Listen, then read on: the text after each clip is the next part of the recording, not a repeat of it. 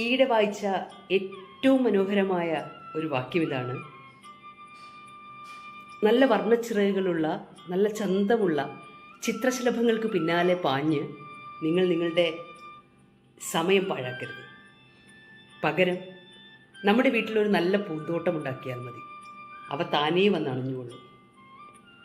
അതുപോലെ പ്രിയപ്പെട്ടവരുടെ അല്ലാത്തവരുടെയും സ്നേഹത്തിന് വേണ്ടി, സപ്പോർട്ടിന് വേണ്ടി, സമ്പത്തിന് വേണ്ടി, കൂടെ നിൽക്കുന്നതിന് വേണ്ടി അവരുടെ പിന്നാലെ ഓടിപ്പാഞ്ഞ് നടന്ന് നമ്മുടെ സമയവും ജീവനും പാഴാക്കാതെ നമ്മുടെ കഴിവുകൾ കൊണ്ട്, നല്ല സ്വപ്നങ്ങൾ കൊണ്ട്, നമ്മുടെ ആശയങ്ങൾ കൊണ്ട്, നല്ല പ്രതീക്ഷകൾ കൊണ്ട്, സ്നേഹം കൊണ്ട് ഒരു നല്ല ജീവിതത്തിൻ്റെ പൂന്തോട്ടം, ചൈതന്യമുള്ള ഒരു ജീവിത പൂന്തോട്ടം ഉണ്ടാക്കിയാൽ നമുക്ക് വേണ്ടവരൊക്കെ അവിടേക്ക് വന്നണഞ്ഞുകൊള്ളും. ഇത് മനസ്സിലിരിക്കട്ടെ.